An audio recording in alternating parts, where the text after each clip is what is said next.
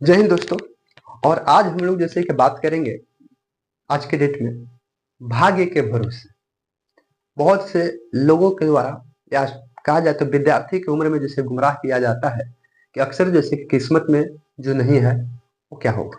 यानी कि लोग जैसे कि यह कहकर टाल देते हैं कि भाग्य में ही नहीं था, जबकि आज हम इस कहानी के माध्यम से समझेंगे ये भाग्य की बात क्या है।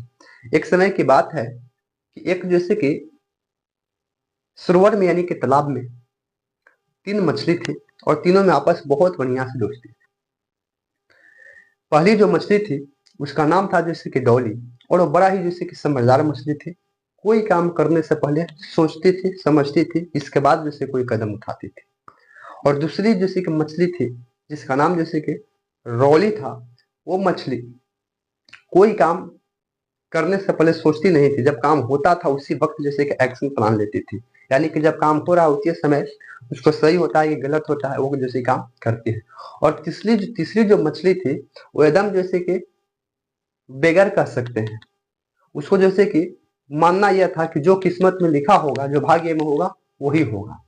और अचानक जैसे कि इन तीनों मछली के साथ एक जैसे कि घटना घटती है।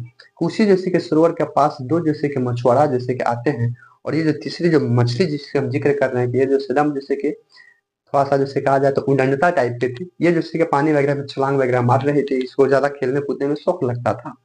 खेलने कूदने के दौरान जैसे कि मछुआरा लोग को नजर जैसे कि सरोवर में पड़ता है और देखने के बाद कहता है कि अब कितना सुंदर सुंदर इसमें मछली है, अगर यदि हम अपने जाल साथ लाते तो हम मार सकते। ये सारी घटना ये जैसे कि तीनों मछली जैसे कि सुनती है और मछुआरा कहता है कि आज तो जाल हम नहीं लाए, लेकिन जाल जो हम कल ले आवेंगे और कल के जाल लाने के बाद इस सरोवर को हम मारेंगे, मछली मारेंगे। ये तीनों जैसे कि जो दोनों का बात बतियाते जैसे कि तीनों मछली ने जैसे कि सुना था।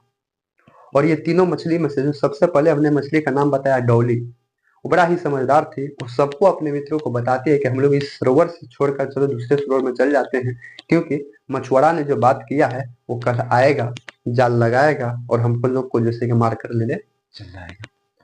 लेकिन ये जो तीसरी मछली थी ये जैसे उड़नता टाइप के थी, ये बोलता है कि नहीं, जो भाग्य में होगा वही होगा। और लाख समझाने के बाद जैसे लोग नहीं समझता है और डोली जो है वो इन दोनों को छोड़कर तीसरे जैसे सरोवर में चल देती है। और दूसरा जो मछली जिसको मैं रौली बताए थे ये जैसे कि इसके बहकावा में जैसे कि आ जाता है और ये दोनों मछली जैसे कि इसमें रह जाती है, लेकिन पहली मछली जैसे कि दूसरे सरोवर में चल जाती है। और घटना जैसे का वैसा ही होता है कि अगले दिन दोनों मछुआरा आते हैं जाल लेकर और लगाते हैं और मछली जैसे कि जाल में फंस जाता है। लेकिन मछुआरा का हरकत देखकर दूसरी जो मछली थी जिरौली वो नकल करती है। क्या नकल करती है कि मछुआरा देख रहा था कि जो मरे हुए मछली थे उसको जैसे अलग निकाल के बिक दे रहा था, तो ठीक उसी प्रकार से रौली नाम के मछली जो हम बताए थे कि तुरंत घटना के अनुसार जैसे कि सिचुएशन के अकॉर्डिंग जैसे कि काम करता था।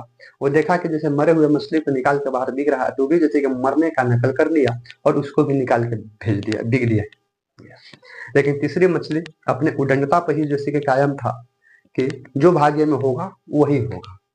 और उस तीसरी मछली को पकड़कर मछुआरा जैसे कि लेकर चले जाते हैं। और बात रह गई कि वो कहती है कि जो भाग्य में है वही होगा। इस कहानी से दोस्तों यही समझ में आया कि कोई काम जैसे कि करने से पहले उसके बारे में विचार किया जाए, सोचा जाए क्या काम गलत है क्या काम सही है, न कि भगवान के भरोसे छोड़ देने पर, भाग्य के भरोसे छोड़ देने पर ये काम सफल नहीं होगा।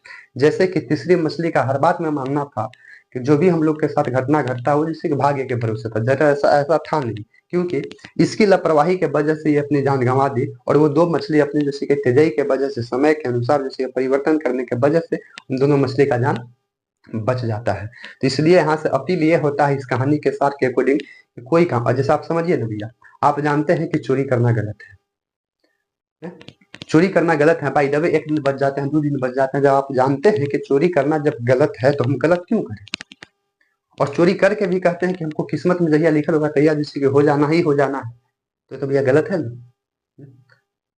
तो इसलिए जैसे कि कोई भी काम करने से पहले उसके बारे में सोचा जाए, समझा जाए, उसके बाद जैसे कि कदम किया जाए, क्योंकि हमारी एक गलती के वजह से, हमारी एक जैसे कि उस वातावरण या इन्वायरमेंट के दिक्कत होने से दिक्कत हमें हो सकता है। इसलिए इस मछली की तरफ समझदार बनिए, न कि उसके जैसे अहूत बनिए।